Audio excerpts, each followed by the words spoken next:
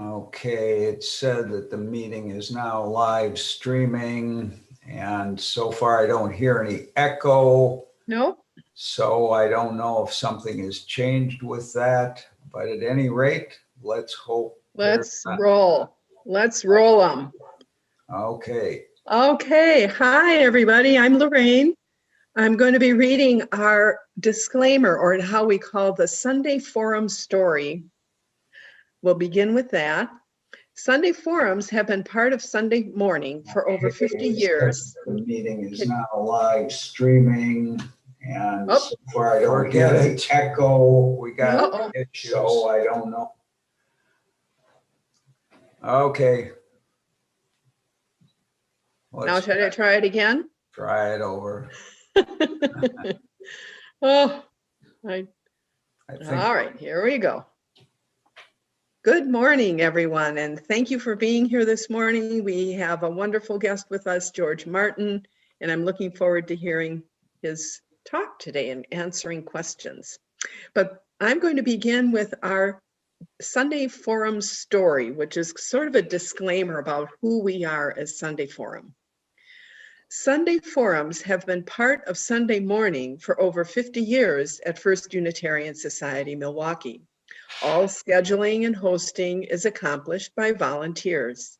The forums support our mission. We gather to nurture the spirit, engage the mind, inspire action. This lecture series showcases provocative and sometimes controversial speakers who review topical issues of the day. Forum topics are the responsibility of the presenters, who share their point of view as formed through their experience and knowledge. Every forum is not intended to express all sides of the topic nor all points of view. Presenters do not receive honoraria.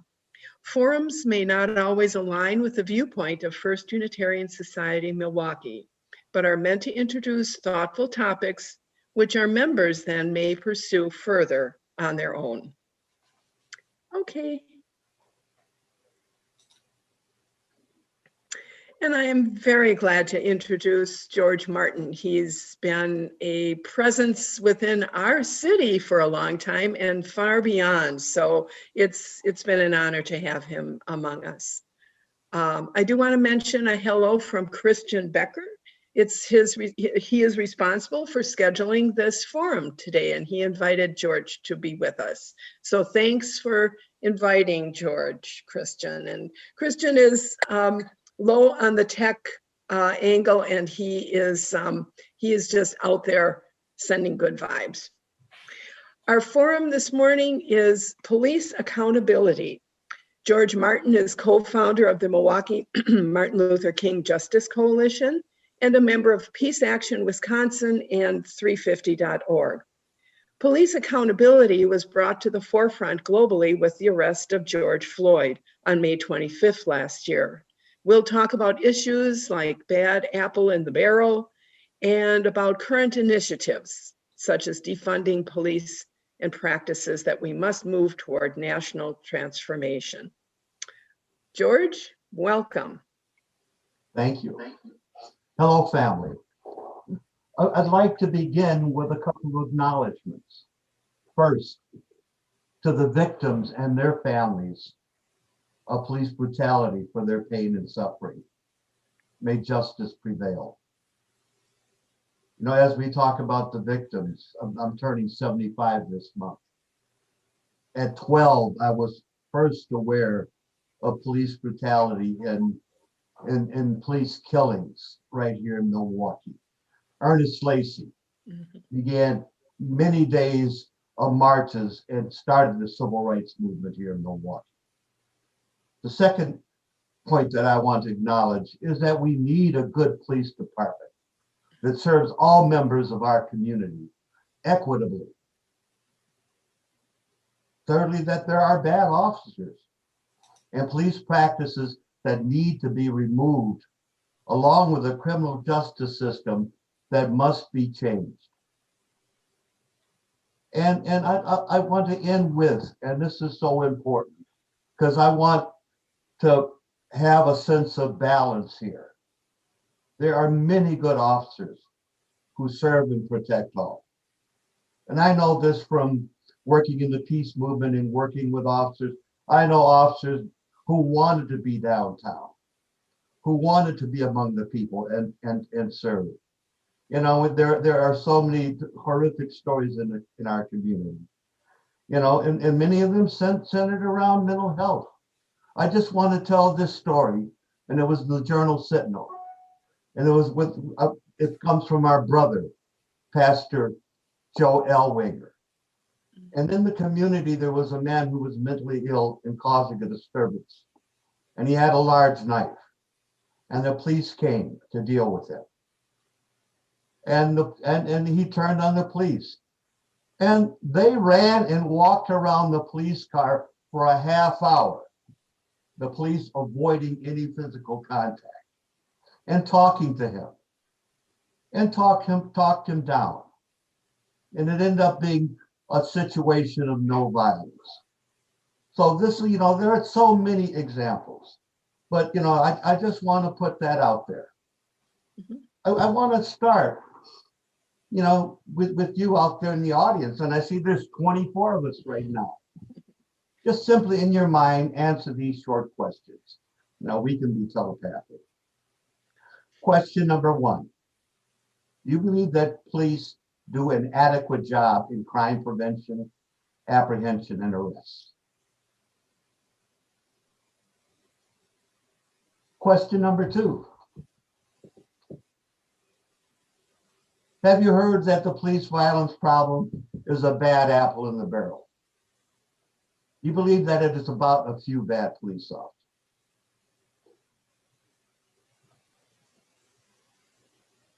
Question number 3. Is Black Lives Matter good or bad? Question number 4. What do you think about defunding the police? And question number 5, do you believe that police treat everyone justly without discrimination? Oh, and the last one, do we see any real change, especially from the national level? Okay, family, let's get into this very important issue. I don't want to say issue, as it is life and death for Black Americans and people of color. Too often in our Black community, the question is raised among Black men. When is the first time a policeman pointed a gun at you? Think about that. For me, it was 1972. I was a corporate pharmaceutical executive driving into Illinois with a company car, nice car, suit, tie. And as the traffic was pulling into the toll station, and there were a lot of cars, an Illinois Illinois state trooper pulled me out of the pack. And I'm very polite.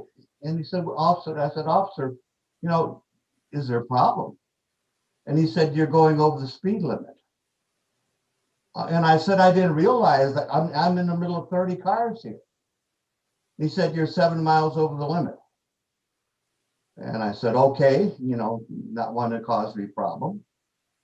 And he said, how much cash do you have on you? I told him I had $100. He said, the fine is going to be $120. Do you have a bail card? I said, no, that's AAA. We don't think about that much in Wisconsin. So he said, I'm taking you to jail. And he opened the front door passenger side, and I got into the squad car. Then he went around the trunk and came into the driver's side with a shotgun, sat down, pointed the shotgun in my rib and cocked it. And I said, officer, you don't have to do this. As he proceeded down the highway at over 100 miles an hour. He said, yeah, I don't have to do it, but I can.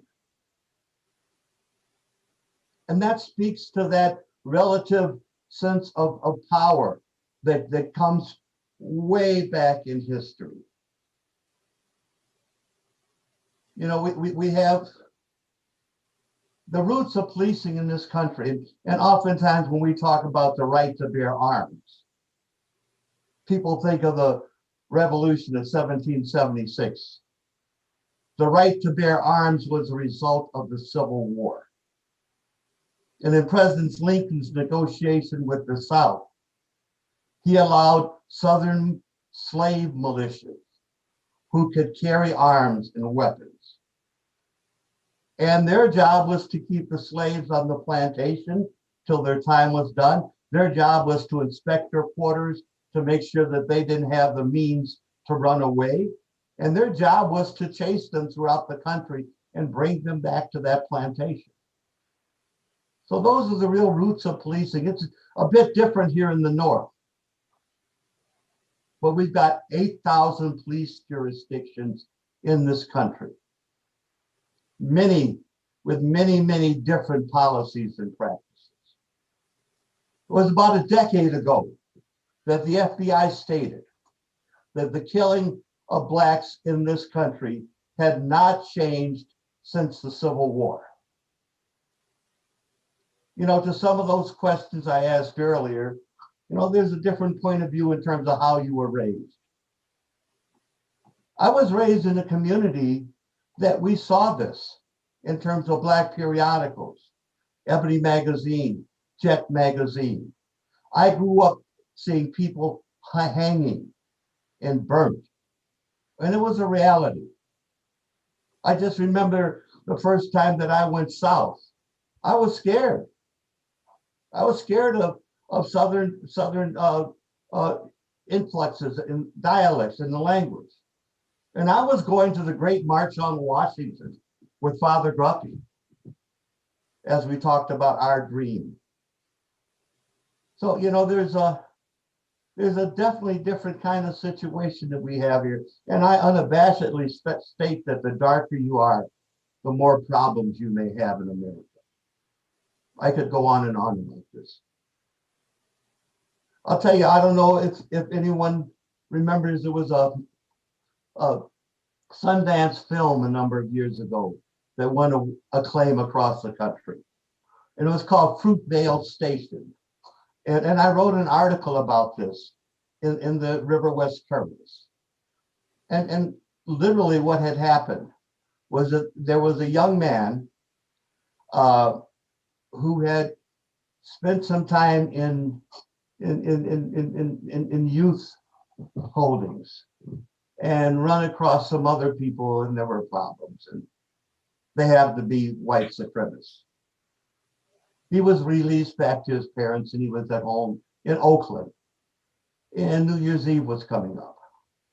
And he said to his girlfriend and his friends, you know, let's catch the train in. I don't want to be caught driving while Black and get into some kind of humbug. And so they caught the train in. And the white supremacist that he had problems with in prison was on that train and started an altercation. And the young Black man and his friends did their best to avoid him and got off the train. But then they were profiled by the Oakland Transit Police. And things escalated. He did nothing wrong, but he was identified as a troublemaker because of what happened on the train. It got physical. They wrestled him to the ground. They handcuffed him.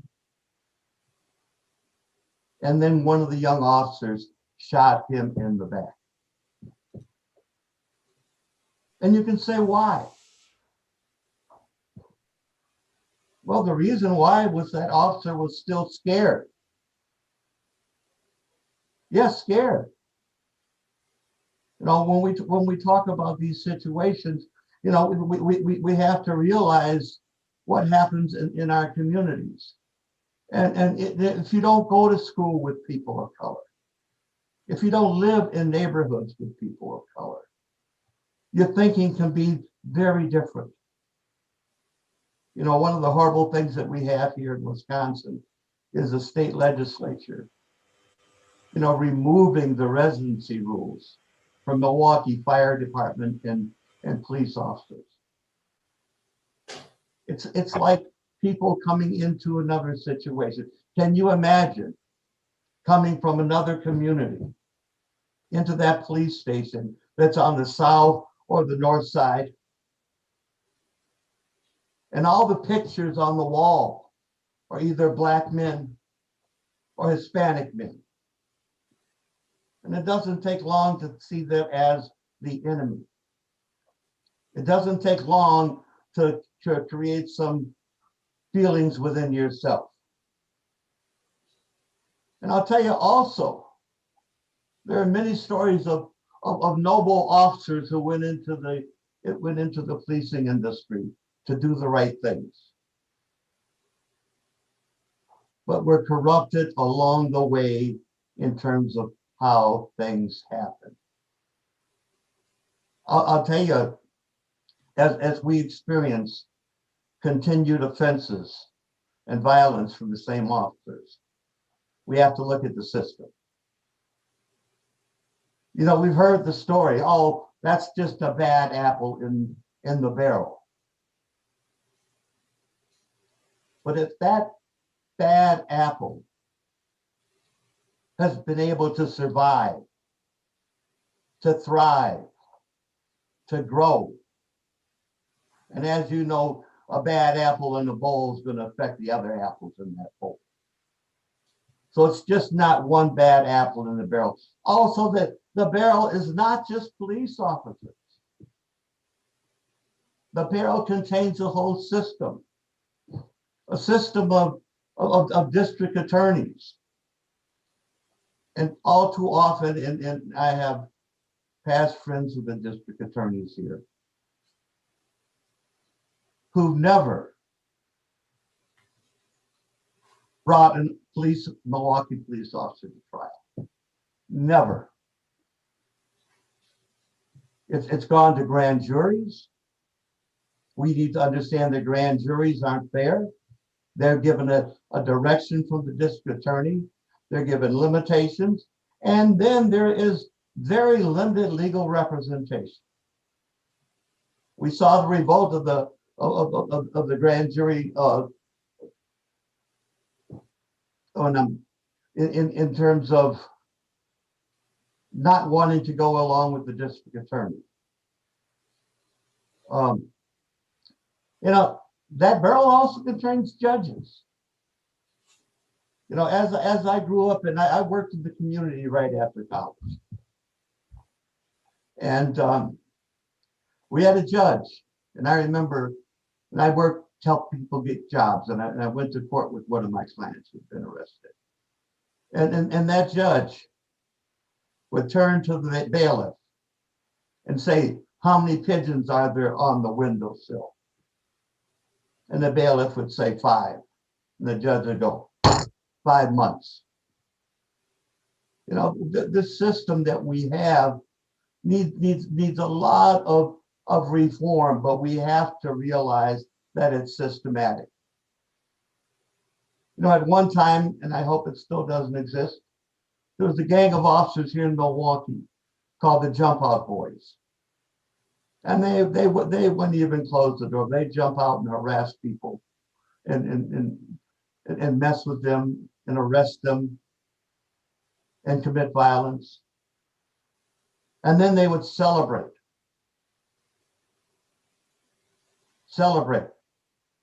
violence in terms of our citizens. In Cleveland, Los Angeles, and many other cities, there was the same gang with the same name, the Jump Out Boys. You know, this week I was listening to the morning news, and they were talking about police gangs in Los Angeles, and their initiation was to shoot someone of color. So as we talk about how do we move from this, you know, and it was really brought out, you know, last May was the death of George Floyd in Minneapolis. Why was the death of George Floyd so impactful? I'll tell you, thanks to cell phone video, we and the world saw George Floyd dying in front of our eyes for a long 8 minutes and 46 seconds.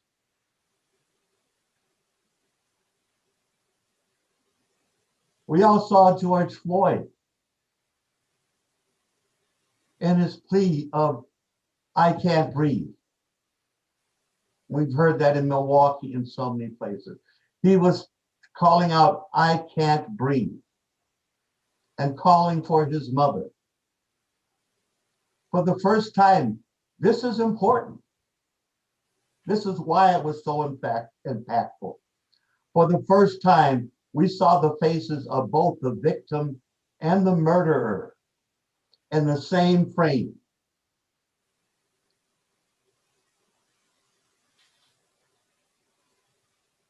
We saw the look on that police officer's face, staring into the camera with his hands in his pockets, knowing that he was killing Floyd.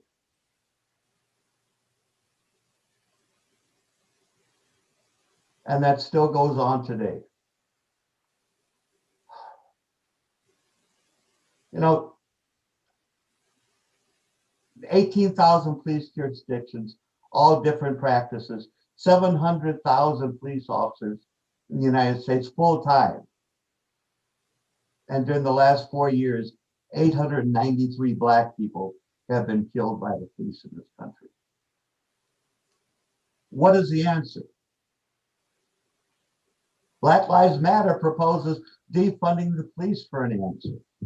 And that word defunding raises a lot of ears. I'll tell you, working in the climate movement, when a main term came out to be climate change, it was misleading, as the climate made everything. It should have been global warming that's caused by people that affects climate change. So I look at the defunding situation in terms of that term. The reality, defunding is not dismantling the police. Those are words that have come from the conservative end and the police unions. It's not dismantling the police, but reimagining policing and reallocating budgets to serve our community better. Reimagining budgets in response to policing duties such as at school, handling drug issues, homelessness, and mental illness. And we've seen this so much in our community. And across the country, it's like constant situations. A family calls them in for help because their family member is going through a mental illness phase. The day before, the mental health professionals came and solved it down and everything was okay. This time a police officer came, ended up shooting the man. We can go through all situations. I mean, and what we're really talking about is work being reassigned to other human services professionals. This allows police to better focus on crime and serve all our communities equally. I'll tell you, there was a period of 10 years in my life when I exclusively worked with homelessness and homeless veterans. And I was on call 24/7, 7 days a week. And back then, and I wish they still did it today, but back then when the police ran into a situation that was clearly mental illness, they would call the Red Cross, and the psych nurses would call me, and as a team, we'd go out to resolve the situation. And it meant less physicality from our police department, but it also allowed them to go on and work with crime. Talk about Black Lives Matter, successfully. They have affected some cities around this country to defund, reallocate, however you want to state it. Well, but also to change policies in terms of use of force and no knock warrants. And we saw that in the Breonna Taylor case. I'll tell you, so much has happened, and I'm glad that the community comes out with Say Our Name. I was glad to see on Humboldt Avenue, every 5 yards, a different sign with the name of someone who's the victimized. And they went on for blocks. A number of years ago, in Ferguson, Missouri, we may remember the case of Michael Brown. And it was one of the cases that brought up the first national uproars around this. I'll tell you, it was horrific. There was resulting violence from the community, the police, and it ended up being a systematic change situation where the police was really, draining the community in terms of unfair policies and practices. I was part of a group a year and a half after Michael Brown's death. And we had a rally working in conjunction with local activists across from the Ferguson Police Department. And during the rally, a lieutenant came over from the police department and sought me out and said the police chief wanted to talk to me. He had heard what I was saying during the rally. And, we said after the rally, and then as we were getting ready to do this, one of our friends, a local young activist, explained that it was their policy because of past transgressions with the police department and the violence there, that no one meet with the police alone. And they have to meet with a member of the community if they're meeting. And I said, fine to that. I understand. In fact, let's meet outside the police station, not inside the police station. And I invited that young man to come along with me. And we met the police chief outside. And he was a new police chief. In fact, he was a Black officer who came up within the ranks of Ferguson. He wasn't part of what happened, in terms of Michael Brown. So we began this conversation, and the officer, reached out to shake my hand, and I shook his hand. And he reached out to shake the hand of the young man from Ferguson, and the young man shook his head. The officer said, why won't you shake my hand? And the young man said, it's not about you. It's about your uniform. It's about the harm and the violence that uniform has done on my community. Shooting rubber bullets at pregnant women and children, and we can go on and on and on. And I said, I respect that to him. And I told the police chief, let's continue this conversation. And I began with telling him that I understood, what he was facing here in this community, that I understood the federal directives, 230 some pages, in terms of what he was supposed to do. But at the same time, I shared a story of another new police chief in a southern community about the size of Ferguson. It was in the Carolinas. And it had a bad reputation in terms of treatment of Blacks and people of color in that community. And the new police chief was a Black man, and he put down his foot. And he started with the basic humanness that we all have. And he told those officers, if you call somebody out of their name, if you call them an N-word, a slang word, you will be fired immediately. No ifs, ands, and buts. You were to address our residents in terms of you serving them. and it's Mr. and it's Mrs. and it's polite. He enforced that. He fired some officers. But in 6 months, the attitude and the community relations in that town changed. Absolutely changed. And so I talked about this with the police chief of Ferguson. I brought up, you know, do you have military experiences? Most of your force have it. And I knew they would. And I told him, I'm not totally against militarism, but, there's a training there. And we all know that from working with violence, there's a thing called PTSD, post-traumatic stress disorders. To be post-traumatic stress normalities of war, but normalities of war in the community now. I asked him how well were his officers screened upon hiring in terms of psychological and behavioral problems. I asked him how often was that reviewed during their service.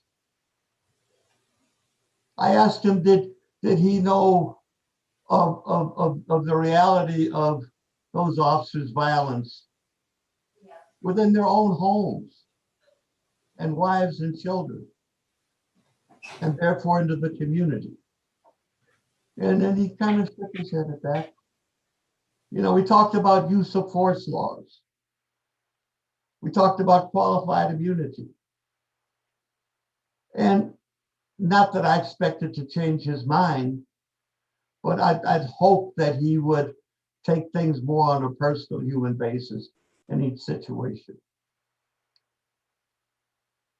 Later on, he came back to that same young man who was with us and said, man, why don't you shake my hand? Police officer started again. Why don't you give me respect?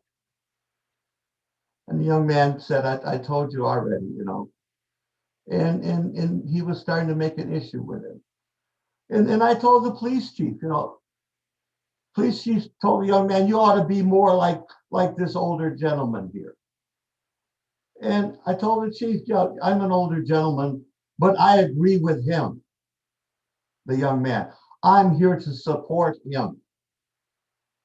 And I don't think this meeting is getting anywhere. And I said, the meeting's over, and we left. A week later, that police chief bought the largest order of tear gas ever from Israel for the Ferguson Police Department. Things go on. There are so many things that we could look in terms of, oh, this is horrible. But at the same time, I want to shed some light.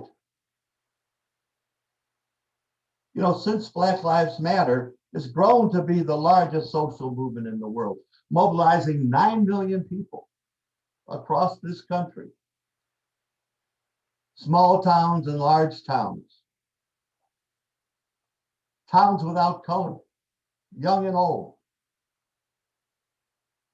There's a reason for it. And what has been is it's created the first real national push for uniform police accountability. Uniform meaning standard across this country. It's called the George Floyd Police Accountability Bill.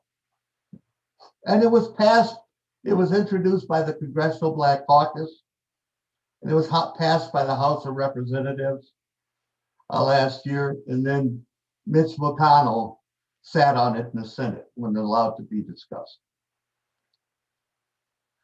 I talked to our Congresswoman Gwen Moore about this the other day, and she said it's come back to the House. It's come back to the House because people have issues, and some Democrats have issues with qualified immunity, meaning the police officers, and for the most part, may not face criminal charges for what they do. And that's a horrendous situation, along with use of force.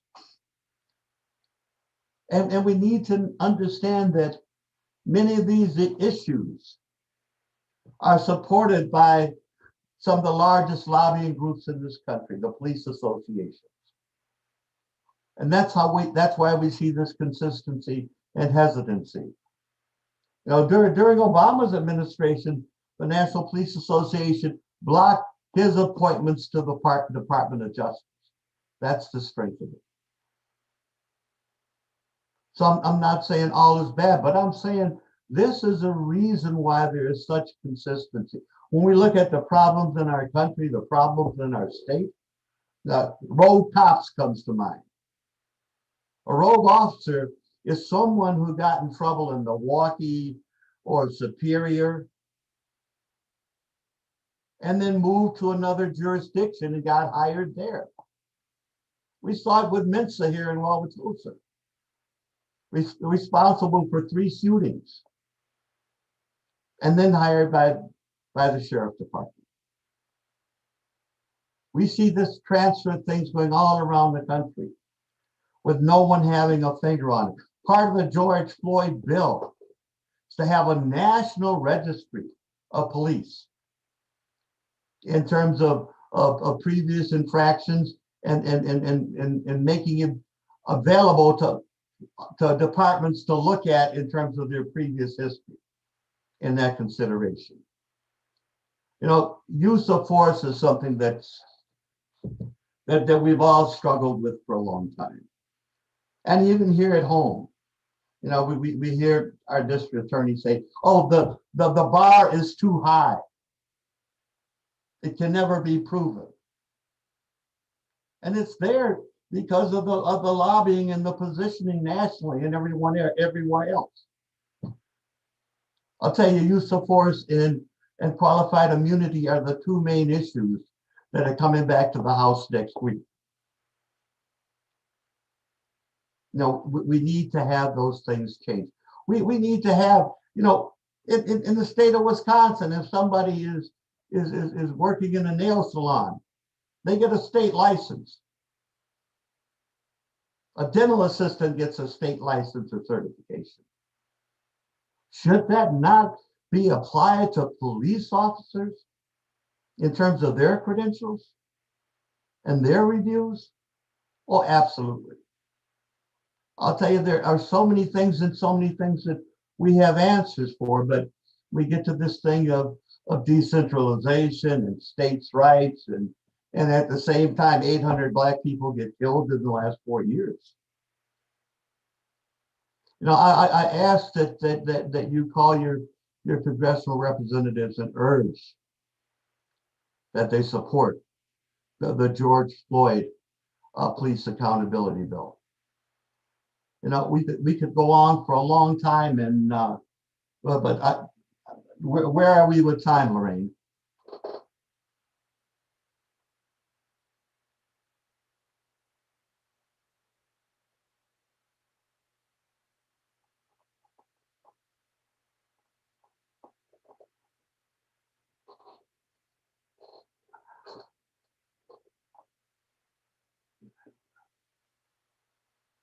Okay, well, thanks for bearing with me, folks.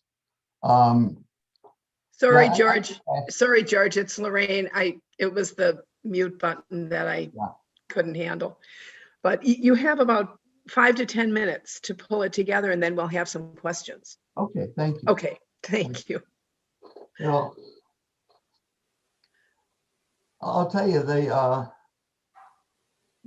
Black Lives Matter movement was so encouraging to me to see the multi-generational, multi-ethnic, and young leadership that worked autonomously to educate their communities and continue to work with their local governments. Like I said, we've seen some changes, but we need transformative changes at the national level.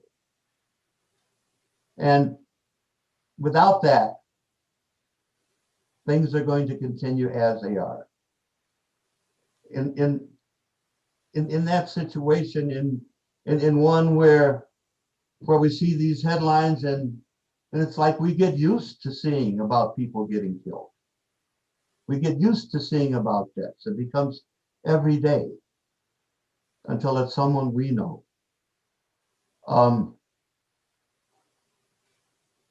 Again, you know, it's national, it's local. We've got our issues here in Milwaukee. The Fire and Police Commission, in terms of its structure, has had one of the best opportunities to monitor and represent the community. It hasn't done that. In fact, it's been a situation that, and we can look at appointments to that commission and their decisions. You know, we can look at the fiasco that's happened there during the last year in terms of the firing and hiring a police chief and commissioners involved in, and I use the word corruption. No one's used that word yet. So, you know, it's top to bottom, and we've got some things to do right here at home. And at the same time, we realize that officers need support. We hear about, oh, it's training. It's bias, anti-bias training. And at the same time, we hear constantly officers saying that they didn't listen to that crap. You know, so, you know, what is the real answer? Biden's talking about improving the situation by allocating millions of dollars to hire more officers of color. Well, to me, it comes back to policies and practices. If they come into the same systems that have generated what we exist with today. So I ask that you look at these situations carefully. Defunding as opposed to reallocating budgets, I think is so important. We saw our Milwaukee School Board do that with a couple of positions. We've seen the city of Milwaukee consider it in its last budget very seriously. And we've seen other communities struggle with this.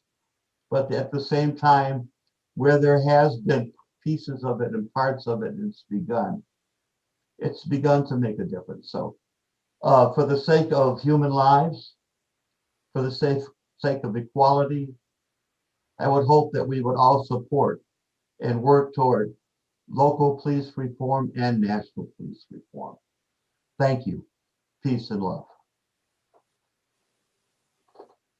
All right, thank you, George.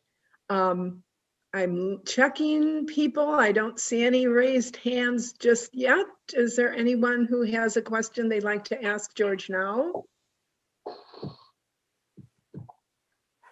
Okay, I have a question. In Milwaukee, we have the Fire and Police Commission. Are they not part of the whole picture, George? Should they not be included in the whole conversation about accountability? Oh, absolutely.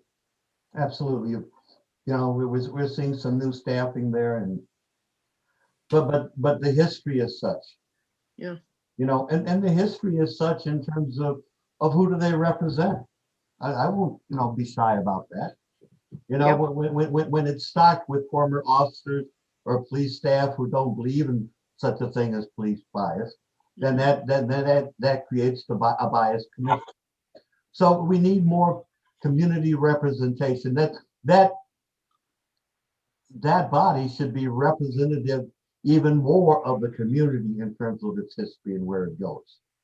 I'll tell you one thing I would like to see, and there are so many things that we look at in terms of what's important, this and that, and whether it's someone got killed or someone was hurt, or if your button is the money. I would like to know how much the city of Milwaukee has paid in lawsuits, you know, during the last decade. The last situation where Commissioner DeVagas, with a private client, a real estate gentleman who was charged with rape, had an illegal meeting in the Women's Center with his client, and he's the police commissioner. You know, um, it's untenable. Mhm. And for that to drag on for a year and a half, I'll tell you, there are so many things involved here, but we need police who are accountable to our community.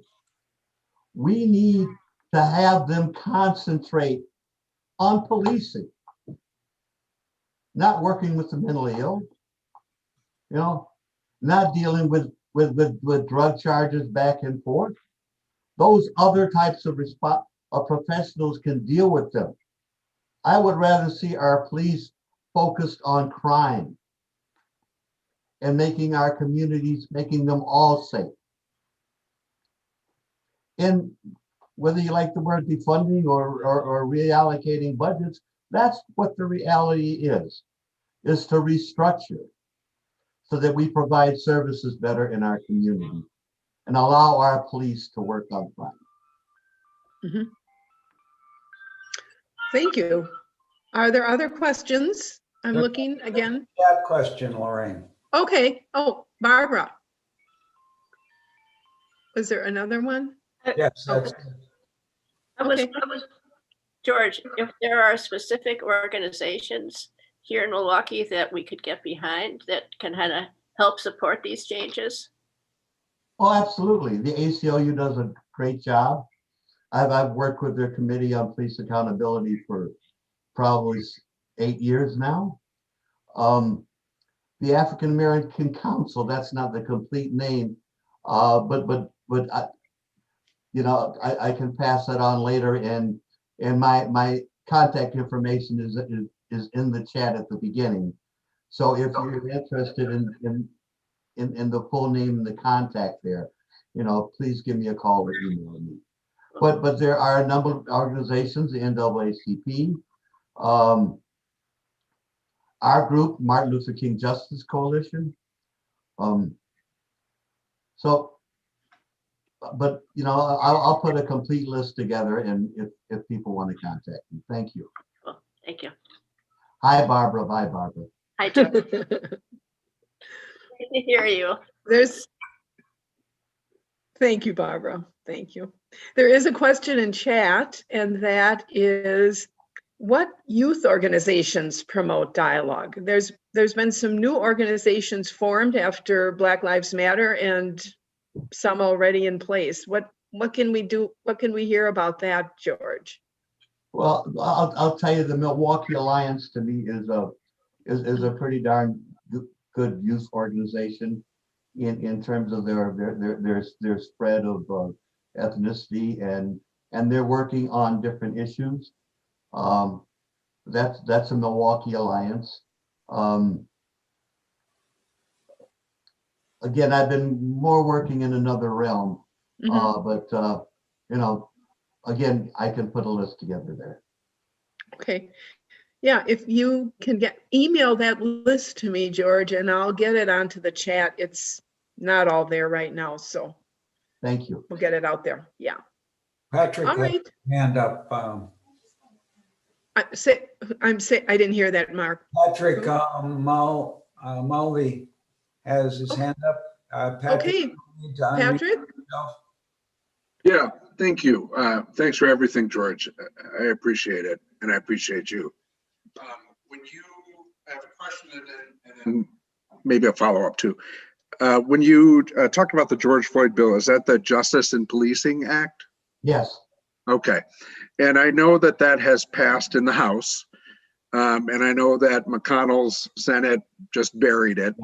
I'm, you know, it occurs to me that we have a chance now with this Senate to maybe see some action and maybe see it passed. I make a regular habit of phone calls to my elected representatives, and I encourage everyone to do the same. Emails, they get bombarded with emails. There are too many, they don't look at them. They read some of their letters. So the most effective thing you can do is make a phone call. They don't necessarily, you know, transcribe it, but some of their staff will sort of keep tallies where they come from. And I guess my question for you, George, is when I think about calling Wisconsin senators, I already know that Gwen Moore is going to support this bill. I call her anyway, and I always tell them, you know, keep up the good work. Thank you all. It is really hard for me to imagine Ron Johnson supporting this bill. I'm going to call him anyway. So given that I probably can't influence my senators, what can I do? What can we do to, move this bill along? Is there anything we can do? Well, in fact, as I mentioned earlier, it's back in the House. And it's back in the House because some Dems are questioning the qualified immunity in terms of police officers as government employees not being liable for criminal acts. Also, this whole thing of use of force. I was very surprised. I called Congresswoman Gwen Moore on Friday for an update. And I was surprised to hear that the Congressional Black Caucus is reissuing it this week because of those two issues. I don't understand that, but it's not in the Senate. And so what can we do? You know, all of our Congress people have big stacks of paper. And so the more that we raise our voice, the more that piece of paper that we're concerned about comes to the top of that stack. So, you know, the whole situation of if we're gonna have the most leeway with people who represent the districts that we're in. And so it's kind of useless to chase somebody in Illinois to support it when you're from Wisconsin. But the phone calls do get tallied. You know, when they get tallied in terms of maybe not the detail, but I support this bill, I don't support this bill. The letters, the emails more than letters since the poisoning effects years ago.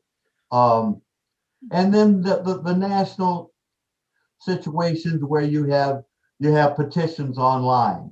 You know, that's not as powerful as the phone call or the email, but that does count as something. So I just encourage people to keep doing that. You know, I agree with you about Ron Johnson, and at the same time, we're constantly knocking on his door, you know, to remind him that there's another point of view. So those are the things that we can do, you know, and I'm not beyond it, and I've done this with Ron Johnson, is to say, if you don't support this, I'm going to work to get you out of office. That's our ultimate leverage, is our vote. Thank you. Thanks, Pat. Yeah. Thank you. Did you have a follow-up, Patrick? Or are you set? I'm set. That was the follow-up. Is what can we do? Okay. Thank you. Okay. All right. Are there any other questions out there? Let me just check here. All right. Well, George, I thank you for being with us today. I wonder if you would take a minute or two just to say the project you're working on right now in Milwaukee. It has to do with the global warming, I think, or Yes. yeah. Well, we have a unique And of course, situation you're here Mhm. that, you know, through our work within the climate community and within our legislatures in the city and the county, initiate what we call a city-county task force on climate and economic equity. And that task force has been planning for a year and a half and is moving into more public commitment as we go forward. And it's unique in the country because it's not just a city working on a climate action plan or a county, it's both together. And it's also unique in the country because it's about climate and economic equity. Economic equity meaning those who are most affected by global warming. You know, and I'll just bring up the example, you know, asthma in our inner city because of the quality of our air. So, you know, those who are most affected should get some economic benefit. So if there are green jobs, those who are affected by climate change should have access to those new green jobs. Mhm. And that's as simply as I could state it. But it's a really important thing that as we go forward, we do not leave behind those who've been most injured. Very good. Just another angle of the same problem. Thank you. Thank you, George. Yeah, I and did- I just want to mention, and people say, you know, well, George, you're working in police. We know you as a peace activist. And as we talk about climate, the US military is the largest abuser in the whole world. Largest purchaser, the largest use of fossil fuels. And so there's a huge connection there. And that's one of the reasons I got more into climate work with 350.org. Good to know. Thank you. Thank you.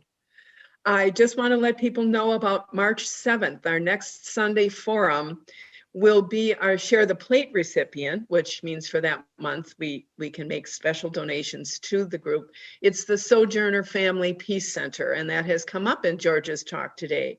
We have Liz Marquardt speaking, and she'll explain the policies, the challenges, and the work that they do at the Sojourner Family Peace Center next Sunday. Okay, I think with that, we will end the forum for today. All right, thank you so much. Thank you so much. Thanks again, George. Thank you, Thank Forum you. Keepers. Thank Appreciate you. it. Thank you, George. Thanks Thank for you. being George.